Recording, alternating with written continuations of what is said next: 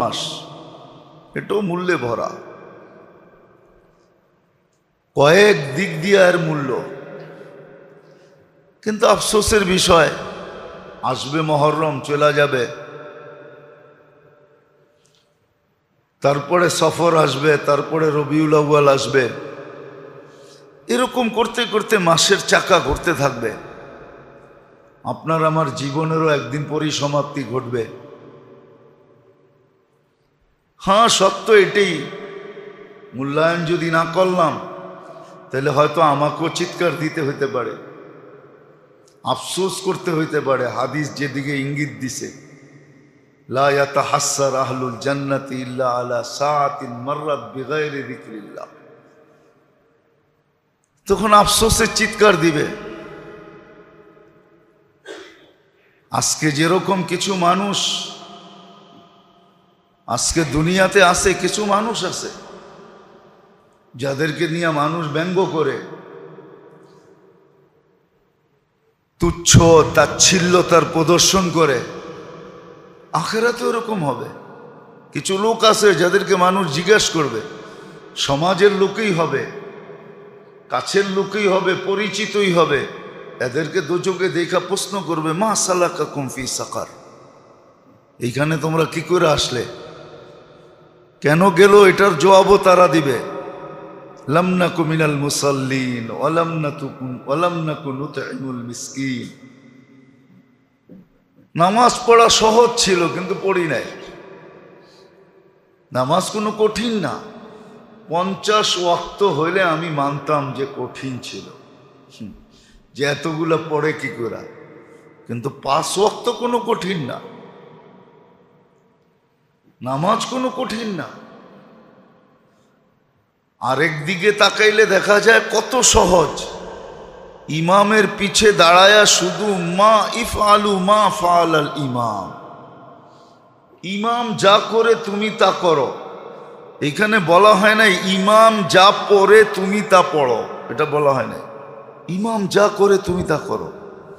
রুকু করে রুকু করো, সেজদা করে সেজদা করো, দাঁড়ায় গেছে দাঁড়ায় যাও, বসা গেছে বসা যাও, সালাম ফিরাইছে সালাম ফিরাইয়া দাও। কিচ্ছু পড়লো না। কোনো হুজুর ফতুয়া দিবে না যে তোমার নামাজ হয় নাই, সবাই ফতুয়া দিবে নামাজ হয়ে গেছে। হ্যাঁ, তোমার জন্য উচিত ছিল এগুলা শিখা, এগুলা পড়া, উচিত শব্দটা বলবে, কিন্তু পড়া বাধ্যতামূলক ছিল এটা বলবে না। আর কত সহজ হইতো, আর কত সহজ হইতো নামাজ পড়া। কিন্তু আমাকে খেয়াল রাখতে হবে যেন জামারটা না ছোটে, প্রথম থেকে যেন আমি পাই। নামাজ সহজ, কঠিন না।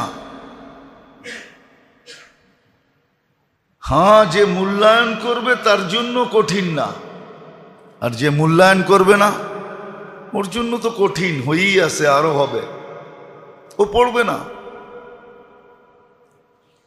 এই জন্য বলা যায় একটু ভাবানের জন্য যে আমরা সবাই যদি চিন্তা করি যে ডেলি এই দেহটার উপরে আল্লাহর এহসান কতটুকু, এই ডেলি এই শরীরটার উপরে মানুষের জীবনটা মূল্যায়ন ওই সময়ই হয় যখন সে নিজের থেকে ওটাকে মূল্যায়ন করে। আর যতক্ষণ পর্যন্ত নিজের থেকে মূল্যায়ন না করে, তো দুনিয়ার দিক দিয়েও মানুষের সময় দামি হয় না, আর আখেরাতের দিক দিয়ে তো হয় না, এটা চিরসত্য। আখেরাতের দিক দিয়েও তখন সময়টা বা জীবনটা দামি হয় না, দুনিয়ার দিক দিয়েও হয় না। দুনিয়ায় তো একটা সিস্টেম আছে, কিছু না করেও অনেক কিছুর মালিক হওয়া যায়। উদাহরণ দিলে হয়তো বোঝা যাবে। বাপে অডেল রেখে গেছে, ছেলে পরিশ্রম ছাড়া বাপের পরে মালিক হয়ে গেছে। এখন বইলা বেড়াইতে পারে এই বাড়ির মালিক আমি, এই দোকানের মালিক আমি, এই মার্কেটের মালিক আমি, এই জমিনের মালিক আমি। এই ফ্যাক্টরির মালিক আমি, এই অর্থের মালিক আমি, এই সম্পদের মালিক আমি, কিন্তু দেখা যাবে তার কোনো পরিশ্রমই নাই। বাপ কইরা রেখা গেছে, সে মালিক হয়ে গেছে। এটা দুনিয়ার ব্যাপারে প্রযোজ্য এবং সম্ভব, কিন্তু আখেরাতের ব্যাপারে এরকম না যে বাপ কইরা গেছে তো ছেলে মালিক হয়ে যাবে, এমন না। এই জন্যই কথা শুরু এটাই ছিল যে আমি যদি আমার জীবনের মূল্যায়ন করি তাইলে আমার মূল্য হবে। আখেরাতের লাইনে যদি আমি মূল্যায়ন করি আমার জীবনটাকে, সময়টাকে, তাইলে আমার মূল্য আল্লাহর কাছে বাড়তে থাকবে, কমবে না। যত মূল্যায়ন করবে তত মূল্য হইতে থাকবে। মূল্যায়নের উপরে নির্ভর করে, যত মূল্যায়ন করবে, যত সময়ের মূল্য দিবে। এই জন্য দুনিয়াতে কিছু লোক আছে যাদের চোখের সামনে সব সময় নিজামুল আওকাত যেটাকে বলে ওটা টানানো থাকে। নিজামুল আওকাত, যে আমি কোন সময়টা কতটুকু কোথায় দিব এবং কোন সময়টা কতটুকু মূল্যবান। দেখেন আল্লাহর কত বড় মেহেরবানি। হজ করা, হজের সওয়াব পাওয়া, এটা সবার মনের একটা আকাঙ্ক্ষা, ঠিক না? সত্য তো? হজ করা, হজের সওয়াব পাওয়া, এটা সবার মনের, মুসলমান হিসাবে সবার মনের একটা আকাঙ্ক্ষা। কারো টাকা পয়সায় মিলে, কারো মিলে না, ঠিক না? কত দেশের মানুষ আছে জীবন ভর জমা কইরা তারপরে হজে যায়, ঠিক না? ইন্দোনেশিয়ায় যায় দেখেন, বাচ্চা হওয়ার পরের থেকে নিয়ে হজের টাকা জমানি শুরু হয়। 2 টাকা 2 টাকা জমাইতে জমাইতে জমাইতে জমাইতে যেদিন সিগন্যাল দেয় যে তোমার হজে যাওয়ার সম পরিমাণ টাকা জমা হয়ে গেছে, এখন তোমার নাম লিখতে পারি, এরকম করেও তো মানুষ হজে যায়, যায় না? কিন্তু আল্লাহ কত বড় মেহেরবান। ধনীরা হজের পরে হজ করবে, সোয়াবের পরে সোয়াব লুটবে, আর গরিবরা পয়সা পয়সা দেখতে থাকবে। আল্লাহ কত বড় ইনসাফওয়ালা। একটু তাকায় দেখেন, বলতেছি পুরাটা, যদি ভাবেন তাহলে বুঝবেন আল্লাহ কত বড় ইনসাফওয়ালা।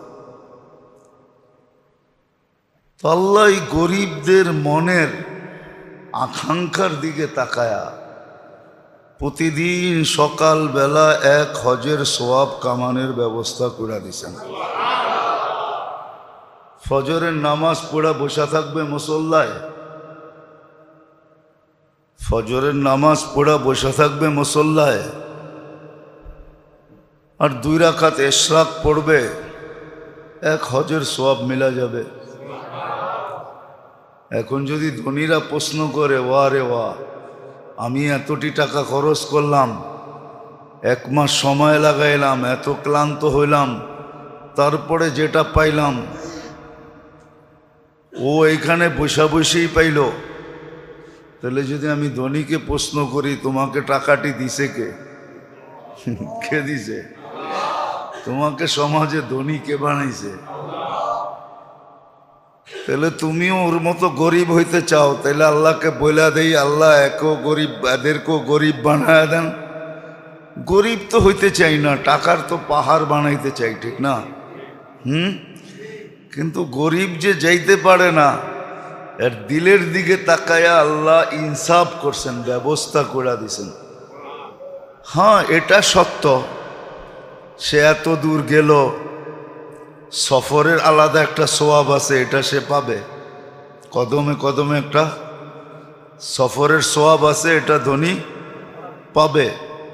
একটা হলো শুধু হজের সোয়াব পাওয়া, আরেকটা হলো তার সাথে সফরের সোয়াব পাওয়া, এটা হয়তো গরিব পাবে না, সে তো মুসল্লায় বসে আছে, কোথা থেকে পাবে?